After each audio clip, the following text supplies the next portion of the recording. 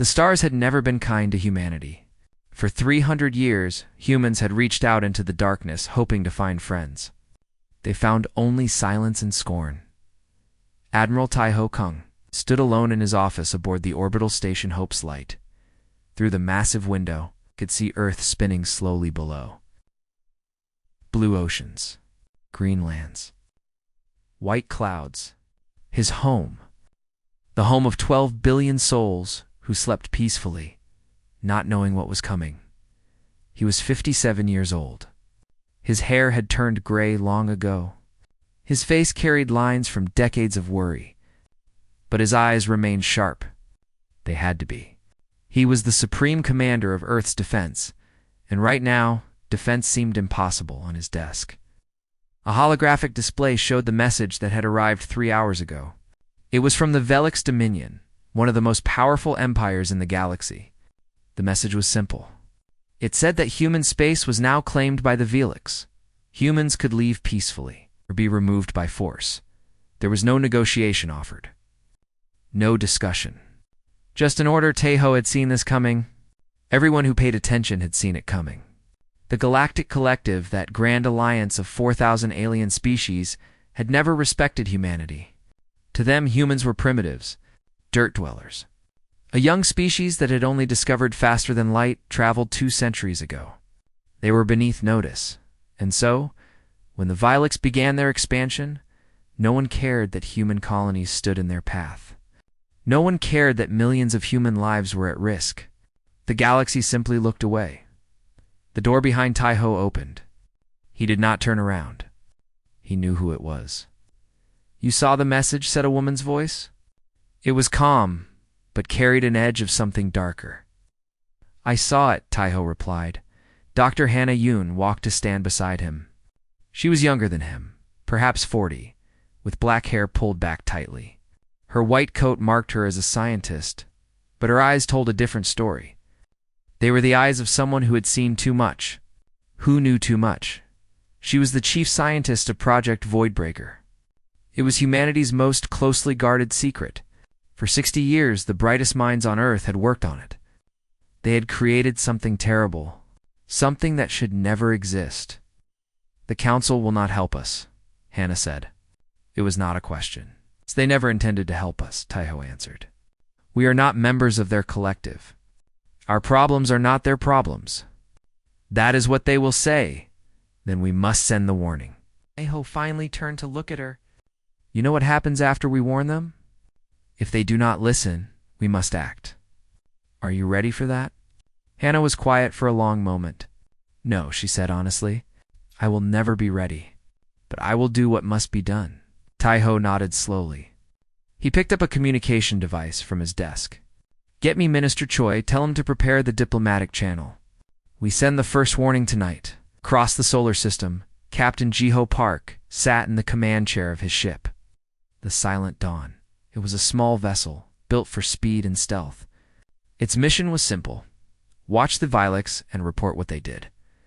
Ji-Ho had been watching them for 6 months now. He was 32 years old. Once, he had believed in peace. He had believed that if humanity just showed enough goodwill, the galaxy would accept them. That dream had died slowly, killed by 1,000 small cruelties. The aliens did not see humans as equals. They saw them as lesser beings. When human diplomats spoke, aliens laughed. When humans asked for fair treatment, they were ignored. When humans protested injustice, they were mocked. Ji-Ho had watched the broadcasts. He had seen how the galaxy talked about his people. Dirt dwellers, they called them. Primitives. Animals who learned to use tools. Now the Velix were coming to enslave them all. "Captain," said his communications officer, Lieutenant Somi Beek. She was young, barely 25, with short hair and quick eyes. "I am picking up a transmission from Earth's command. Put it through." A message appeared on the main screen. It was from Admiral Tai-Ho himself. Ji-Ho read it twice to make sure he understood. "Orders, Captain?" Somi asked. Ji-Ho leaned back in his chair. "We are to continue observation. Command is sending a formal warning to the Velix. They are giving them a chance to back down. Do you think they will?" Ji-Ho almost laughed. "Almost. No. They think we are weak. They think we have nothing. They will not back down until we show them what we truly are. And what are we, Captain? Jiho looked at the stars on the view screen. Somewhere out there, 12,000 Galax warships were gathering, the largest fleet assembled in centuries, all of it aimed at Earth. We are what we need to be, he said quietly. Nothing more, nothing less. On Earth, deep beneath a mountain range that had no name on any public map, something ancient began to wake. Massive machines dormant for decades started to hum. Power flowed through cables thicker than tree trunks. Lights flickered on in chambers that had been dark for a generation. The voidbreaker stations were coming online. There were 200 of them, hidden throughout the solar system. On moons, in asteroid belts, buried deep beneath planetary surfaces, each one contained technology that humanity had never revealed to the galaxy. Technology born from desperation and genius. Technology that could break the rules of physics themselves. Dr. Hannah Yoon stood in the central control room. Watching the activation sequence on 100 screens, her hands trembled slightly. She had spent 20 years building these weapons. She knew exactly what they could do, she hoped. With every fiber of her being, she would never have to use them. A technician approached her. Dr. Yoon, all stations are reporting ready status. The system is fully operational. Hannah closed her eyes. Good. Now, we pray that they are wise enough to listen. But she knew they would not. The galaxy had spent 3 centuries teaching humanity one lesson. Power was the only language anyone understood. Tonight, humanity would send its first warning. Words of peace. An offer of respect. A chance to avoid bloodshed. The galaxy would laugh, and then the galaxy would learn. Admiral. Taiho watched the warning broadcast go out. It was simple and clear. It asked only for respect. For recognition of human borders. For basic dignity. Within hours, the response came. Praetor Corax, leader of the Galax Dominion, appeared on every screen in the galaxy. He was massive, reptilian, covered in scales of dark red. His eyes burned with contempt. The dirt dwellers speak of warnings, he said, and laughed. Let all the galaxy witness. We will teach these animals their place. Their world will burn. Their people will serve. And their warnings will be forgotten. The transmission ended. Across the galaxy, aliens laughed along with their entertainment feeds. Memes spread. Jokes were shared. Humanity became the punchline of 1,000 cruel stories on Hope's light. Admiral Taiho watched it all with a face of stone. Then he turned to his aide. Get me Dr. Yoon. Tell her to prepare the second phase. The first warning had been given. It had been ignored. Earth would not forget. 3 months passed. The galaxy forgot about Earth's warning almost immediately. It became an old joke, something to laugh about at diplomatic gatherings. The dirt dwellers had spoken, and no one had cared. But the Galax had not forgotten. They had simply chosen to act. The colony on New Busan was the first to fall. It was a small world at the edge of human space, home to 200,000 people. Farmers mostly? Families who had traveled to the stars seeking a quiet life. They found death instead. The Galax fleet arrived without warning. 30 warships dropped from faster-than-light travel directly above the colony. They did not attack at first. They simply sent a message: surrender or die. The colonists had no weapons that could fight starships. They had no military to protect them. They surrendered within an hour. What happened next was broadcast across the galaxy as entertainment. The Galax did not kill the humans. Death would have been kinder. Instead, they took them. Every man, woman, and child was loaded onto transport ships. They were taken to Galax mining worlds, places of poison, air, and crushing gravity. There, they were put to work as slaves. 2 more colonies fell in the following weeks. Hanam Station. The settlement on Jindo 4. Another 50,000 humans were taken. The galaxy watched and did nothing. Some alien species even placed bets on how long the humans would last in the mines. On Earth, Minister Yoon Ho Choi watched the footage in silence. He was an old man, nearly 70. with white hair and a face worn by decades of trying to find peace with species that saw his people as animals. He had spent his entire career being polite, being patient, being ignored. That ended today. "Prepare my ship," he told his aide. "I am going to the Galactic Council." The journey took 2 weeks. The council station floated at the center of the galaxy, a massive structure larger than most moons. It was the heart of galactic civilization, the place where the great species met to decide the fate of worlds. Yunho had visited this place many times before. Each time, he had been treated like a beggar, asking for scraps. He had accepted it because he believed in peace, because he believed that patience would eventually earn humanity a place among the stars. He did not believe that anymore. The council chamber was vast. Thousands of representatives from hundreds of species filled the galleries. At the center stood a raised platform where speakers could address the assembly. Yunha walked to that platform alone. The council speaker, a tall insectoid being with 4 arms and compound eyes, looked down at him with what might have been amusement. "The representative from Earth may speak," the speaker said. "Though we remind him that Earth is not a member of this collective and has no voting rights." "I am not here to vote," Yunho said. His voice was calm, steady. "I am here to deliver a message." He activated his personal display. Footage appeared above his head, visible to the entire chamber. It showed human slaves working in Velix mines. Men carrying rocks twice their weight. Women collapsing from exhaustion. Children crying in the darkness. 230,000 of my people have been taken, Yunho said. They are being worked to death in conditions that violate every standard of civilized treatment. We have asked for help. We have been ignored. We have asked for justice.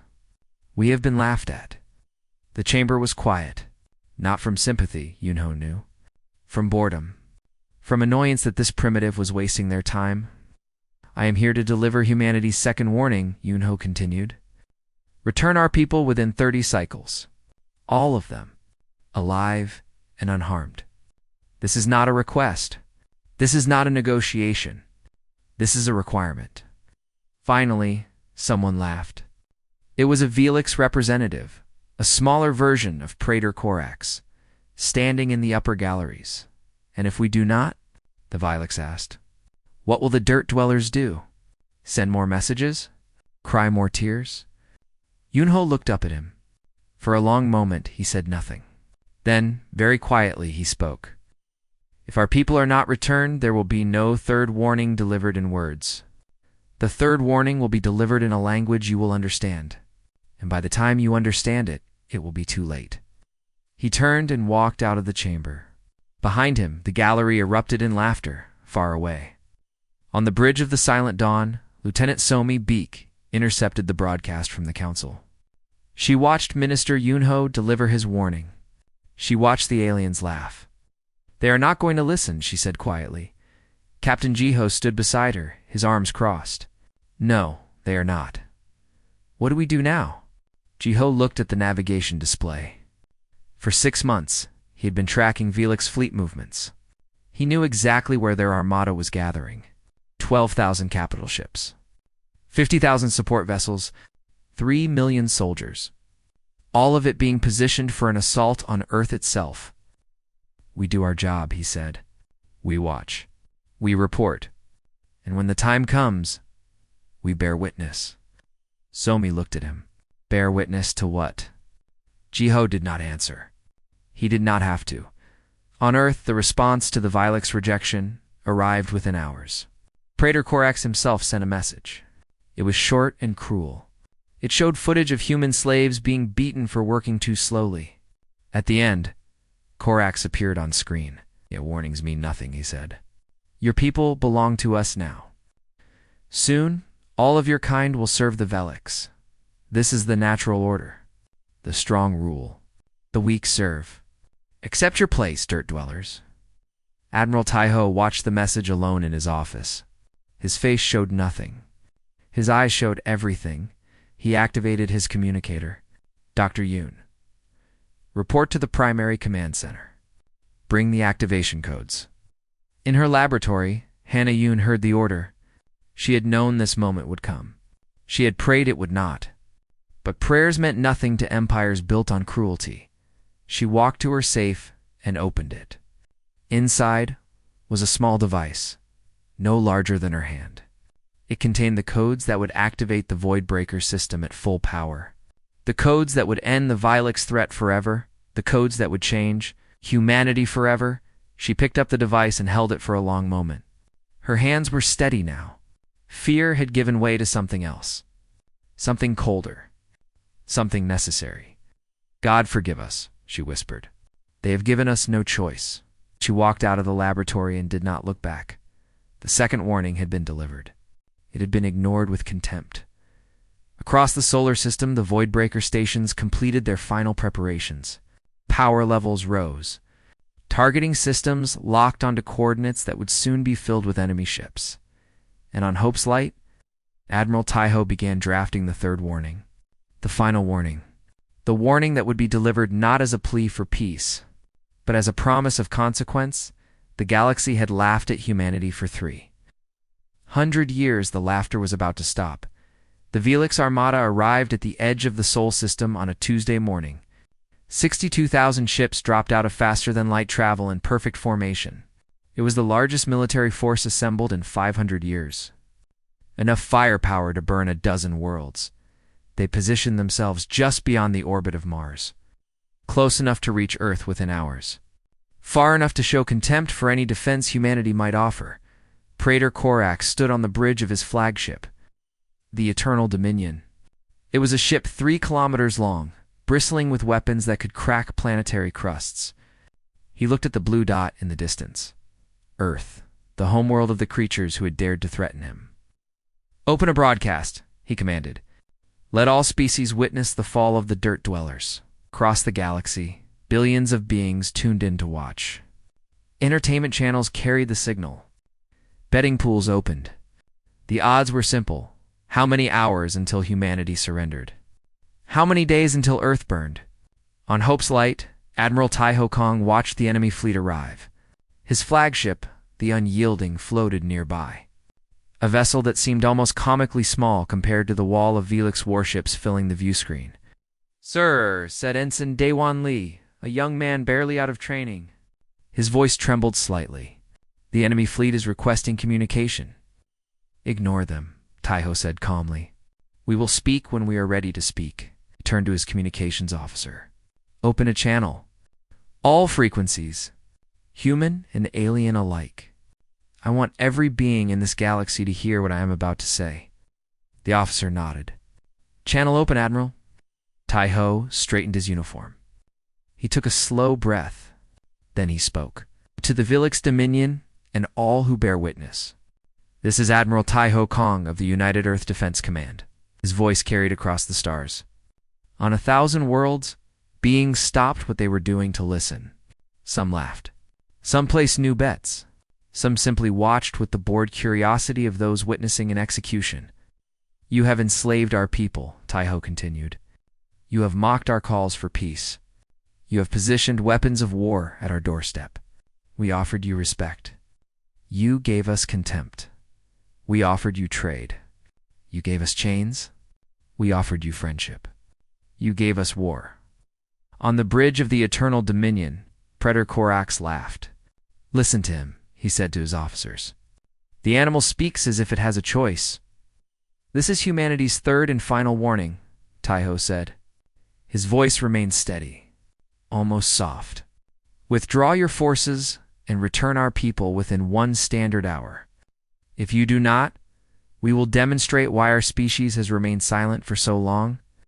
The laughter spread across the Vilix bridge, across alien entertainment networks, across a galaxy that had never once taken humanity seriously. Taiho's voice dropped lower, colder. "We did not hide because we were weak. We hid because we knew what we would become if we did not. 1 hour. Choose wisely." Transmission ended. In the council station at the center of the galaxy, the speaker of the Galactic Collective watched with mild amusement. "The humans threatened the largest armada in history," they said to their aides. "Truly, their delusion is entertaining." On Vilix Prime, Citizens gathered around public screens to watch their glorious fleet crush the primitives. Children asked their parents when the humans would start begging for mercy. On Earth, 12 billion people waited. Most did not know about Project Voidbreaker. Most did not understand what was about to happen. They only knew that their leaders had promised to protect them, and they had faith. Narration was a journalist. She had no official access, no military credentials, but she had found a way to broadcast from an observation satellite. Her signal reached human colonies across the stars.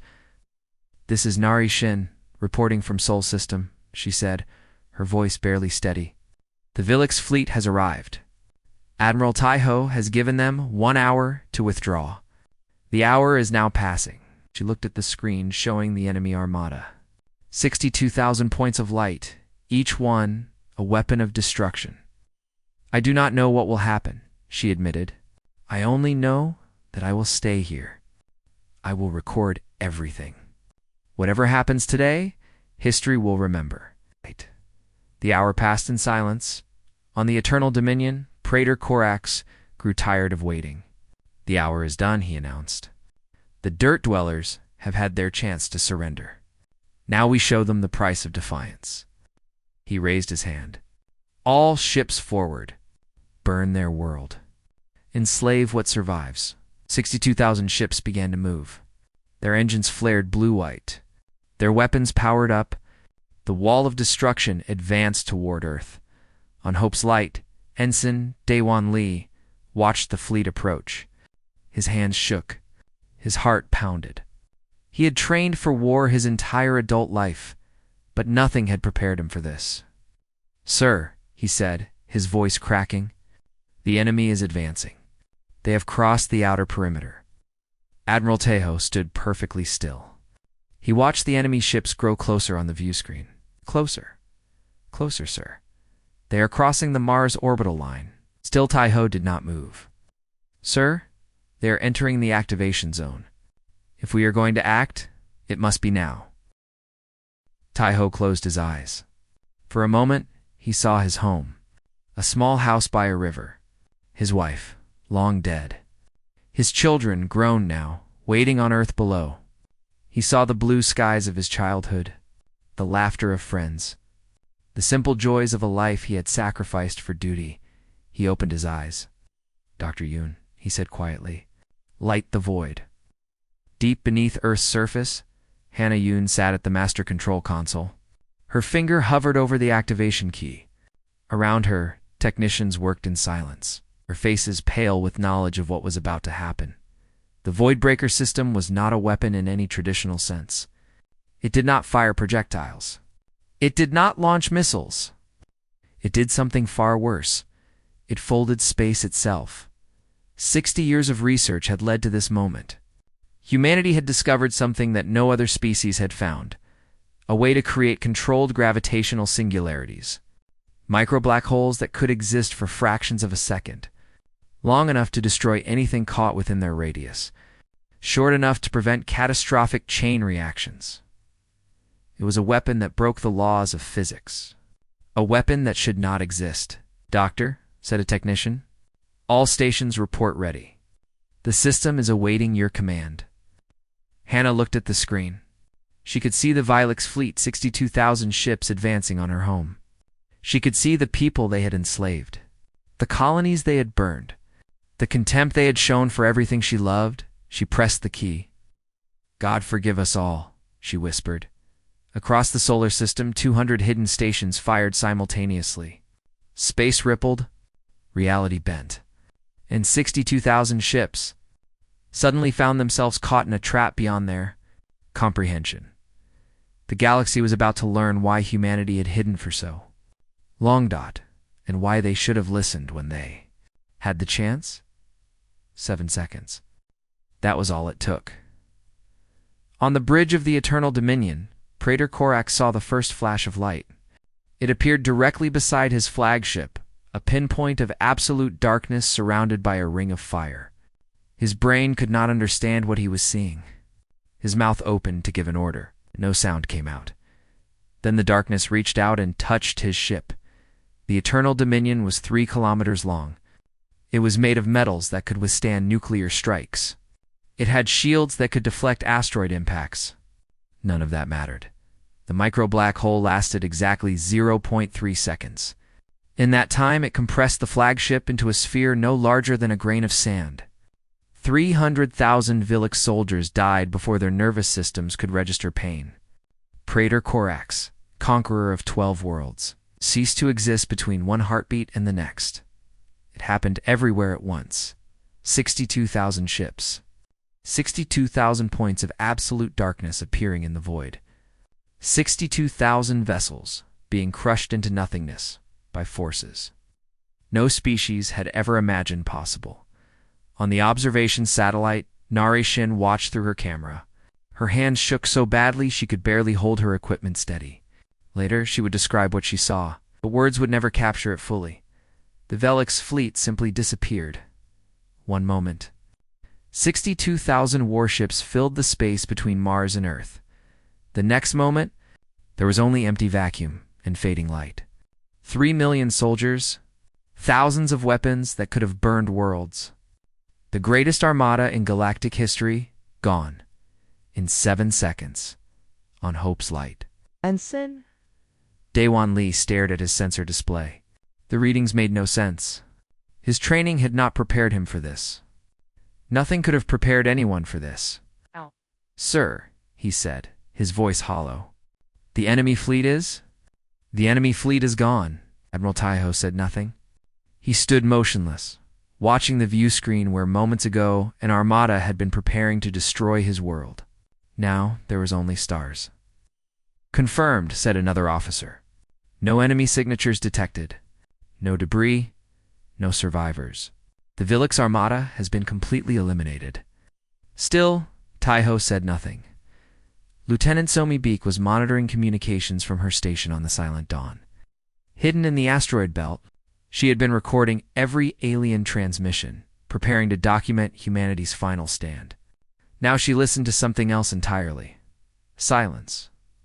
Across every alien frequency, there was only silence. The betting pools had frozen. The entertainment channels had gone dead. A galaxy that had been laughing seconds ago now had no words at all. Then slowly, the transmissions began again. What happened? Asked a voice from the council station. What did they do? Impossible, said another voice. That is impossible. No weapon can do that. The fleet is gone. The entire fleet is gone. How is this possible? Somi recorded everything. This was history. This was the moment everything changed. On Earth, Hannah Yoon sat frozen at her console. The activation sequence was complete. All 200 stations were powering down, their terrible work finished. On her screen, she could see the results of what she had created. 62,000 ships destroyed.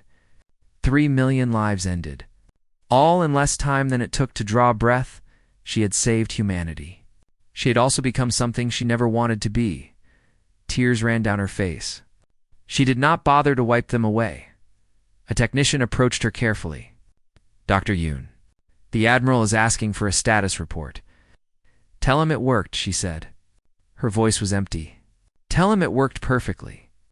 She stood up from her chair. Her legs felt weak. She walked out of the control room without looking back. She could not look at those screens anymore. She could not see the numbers. In space, Captain Jiho Park guided the Silent Dawn through the empty space where the Galax fleet had been. There was nothing to see. No wreckage, no bodies. Nothing at all. The black holes had consumed everything. Leaving only void, Captain, said Somi. I am receiving a transmission from Admiral Taiho. He is broadcasting to the galaxy. Put it through. The Admiral's voice filled the bridge. It was quiet, heavy. There was no triumph in it. Only exhaustion and something that might have been grief. To all who witnessed what occurred here today, Taiho said, the Galax armada has been eliminated. Every ship, every soldier. They had 1 hour to withdraw. They chose instead to advance. We kept our promise. He paused. When he spoke again, his voice was even softer. We warned you. 3 times we warned you. You chose not to listen. Remember this day. Remember what happened here? Remember that we gave you every chance to avoid this outcome. The transmission ended. Across the galaxy, beings struggled to understand what they had witnessed. The Velix Dominion had been one of the most powerful empires in known space. Their fleet had been unstoppable. And now, in 7 seconds, that fleet was nothing but a memory. On Velix Prime, news of the disaster spread like fire. Citizens who had gathered to watch humanity's defeat now stood in shock, unable to comprehend what had happened to their armada, their leaders, their sons and daughters. On the council station, the speaker of the Galactic Collective called an emergency session. For the first time in centuries, no one laughed at the mention of Earth. On a dozen worlds, military commanders ordered their fleets to hold position. No one wanted to be the next species to test humanity's patience, and on Earth, 12 billion people slowly realized that they were safe. The enemy was gone. Their world would survive. But as the news spread, there was no celebration. Something fundamental had changed. Humanity had revealed itself to the galaxy. And that revelation came with a price. Admiral Taiho returned to his private quarters on Hope's Light. He stood at the window and looked down at Earth. It was still there, blue and green and beautiful. Safe. He had protected it. He had done his duty, so why did he feel like weeping? His door chimed. "Come in," he said without turning. Dr. Hannah Yoon entered. She stood beside him at the window. Neither of them spoke for a long moment. "I cannot stop thinking about them," Hannah finally said. 3 million beings. They had families, children, lives they were living. And we erased them. In 7 seconds, Taiho nodded slowly. They came to enslave us. To destroy our world. To take our children as they took the colonists. If we had not acted, 12 billion of our people would be dead or in chains. "I know," Hannah said. "I know we had no choice. But that does not make it easier." "No," Taiho agreed. "It does not." They stood in silence, watching their world spin below them. Outside, the stars continued their endless dance, indifferent to the lives that had just been erased. "What happens now?" Hannah asked. Taiho was quiet for a long moment. "Now," he said, "we tell them who we are. We tell them what we want. And we make certain that no one ever threatens our people again." He turned away from the window. "Prepare yourself, Doctor. The hard part is just beginning." Hannah did not understand what he meant. Not then, but she would. Soon, she would understand everything. The galaxy had finally stopped laughing at humanity. Now it was time for humanity to speak. 2 days passed. The galaxy waited. Earth said nothing. Every diplomatic channel remained silent. Every request for communication went unanswered. The species that had just erased the largest armada in history simply refused to speak. On the council station, fear grew with every passing hour. Ambassadors who had laughed at humanity now gathered in worried clusters, exchanging nervous theories. Some said Earth was preparing another weapon. Others said humanity was planning to conquer the galaxy. A few suggested that perhaps, just perhaps, they should have listened to those warnings after all. On the morning of the 3rd day, a single human ship appeared at the station. It was small, unarmed. It carried only one passenger. Minister Yoonho Choi walked into the council chamber alone. He was dressed in simple black, the color of mourning on Earth. His face showed no emotion. His eyes showed everything. The chamber was packed. Every species with representation had sent observers. They watched in absolute silence as the old human walked to the speaker's platform. No. One laughed this time. Yoonho stood at the platform and looked up at the thousands of faces staring down at him. He remembered the last time he had stood here. The mockery, the contempt, the betting pools on how long his species would survive. "I have come to deliver a message from Earth," he said. His voice filled the chamber, calm and clear. "It is not a request. It is not a negotiation. It is a declaration." He activated his display. Words appeared above him, visible to all. For 3 centuries, humanity reached out in peace. We asked for friendship. We asked for trade. We asked for nothing more than basic respect. In return, we received mockery, contempt, violence. He paused, letting the words settle. When we asked for help protecting our people, you told us we were not members of your collective. Our problems were not your problems. When our colonies were attacked, you watched and placed bets on our suffering. When our people were enslaved, you laughed at our pain. Somewhere in the upper galleries, an alien shifted uncomfortably. No one spoke. We did not want war, Yunho continued. We never wanted war. We wanted only to live in peace among the stars. You denied us that peace. You taught us that the galaxy does not respect kindness. It respects only strength. He straightened his shoulders. Therefore, let it be known to all species, all worlds, all beings, humanity now claims its place among the stars. Not as members of your collective, we do not seek your approval, but as sovereign equals. The words above him changed, displaying the final portion of the declaration: any species that threatens human life, human freedom, or human territory will learn what the Galax learned. We gave 3 warnings to those who came to destroy us. We will not be so generous again. He looked up at the silent assembly. We will not warn again. The declaration ended. Yunho stood in silence, waiting. Finally, the speaker of the collective rose from their position. Their voice was careful, measured, stripped of the contempt it had carried before. Council acknowledges this declaration. We would ask what humanity intends now. Do you seek revenge? Do you plan conquest? Yunho shook his head. We seek only what we have always sought. Peace, trade, friendship. We are not your enemies unless you choose to be our enemies. We are not conquerors unless you force us to conquer. We are simply asking, one final time, to be treated as equals. The speaker was silent for a long moment. And if we agree to this, then you will find no species more loyal, no friend more steadfast, no ally more reliable. Humanity does not forget those who treat us with respect. He turned to leave, then paused. You have 1 year to make your choice. After that, we will consider your silence to be your answer. He walked out of the chamber. No one tried to stop him. On Earth, life slowly returned to normal. The threat was over. The world was safe. But something had changed in the hearts of those who understood what had happened. Admiral Taeho Kong visited the memorial being built for the enslaved colonists. Most had died in the Galax mines before the fleet was destroyed. They would never come home. They would never see the stars that now respected their people. He knelt before the wall of names and said nothing. There were no words for what he felt. Pride and grief twisted together until they became something new. Something that would never leave him. Dr. Hannah Yoon submitted her resignation from Project Voidbreaker. She could not bear to work on weapons anymore. She had done what was necessary, and she would carry that weight forever. But she could not do it again. Admiral Taeho accepted her resignation without argument. He understood. Some prices were too high to pay twice. What will you do now? He asked her. We'll teach, she said.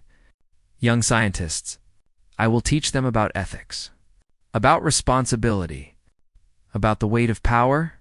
Perhaps I can prevent someone else from becoming what I became. Taeho nodded. That is a good purpose, is it? Hannah looked at him with eyes that had seen too much.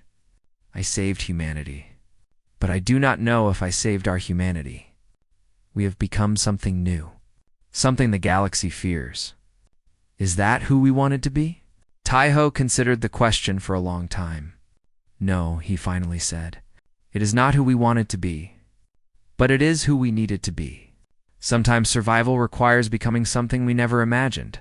The measure of our humanity is not in what we were forced to do, but in what we do next. Hannah nodded slowly. Then I hope we choose well. Far away in the asteroid belt, Captain Jiho Park guided the Silent Dawn on its final patrol. The mission was over. The enemy was gone. There was no one left to watch. Ensign Dewan Lee sat at his station, staring at the empty space where the Galax fleet had been. He had not slept well since that day. He suspected he never would again. Captain, said Lieutenant Somi Beek, I am receiving a transmission from command. We are ordered to return home. Jiho nodded. Set a course for Earth. As the ship turned toward home, Somi looked at her captain. Sir, what happens now? Jiho looked at the stars through the view screen. Somewhere out there, thousands of species were learning a new phrase in their languages, learning to fear a planet they had once mocked, learning that sometimes the quiet ones are quiet for a reason. Now, he said, they listen. In her small studio on Earth, journalist Narration finished editing her documentary. It contained everything she had recorded. The warning, the attack, the 7 seconds that changed history, the aftermath. She called it Earth's warning. It would be broadcast to every human colony. It would be studied by historians for centuries. It would remind humanity forever of what they had done and why. At the end of the documentary, she added her own voice. We did not choose this, she said. We never wanted to become what the galaxy made us. But when they came to destroy us, we had only 2 choices: die as victims or survive as something else. We chose to survive. It's now the galaxy knows our name. They know our power. They know our resolve. But I hope they also learned something else. Something more important. We offered peace 3 times. We offer it still. We would rather have friends than enemies. We would rather trade than fight. We would rather build than destroy. But if you threaten us again, remember what you saw. Remember the fleet that vanished in 7 seconds? Remember the Vilex who laughed until they could not laugh anymore? We will not warn again. The documentary ended. Nari sat in silence, looking at the stars through her window. Somewhere out there, the galaxy was finally paying attention to the small blue world that had been ignored for so long. Humanity had found its voice at last, and the universe would never forget the sound.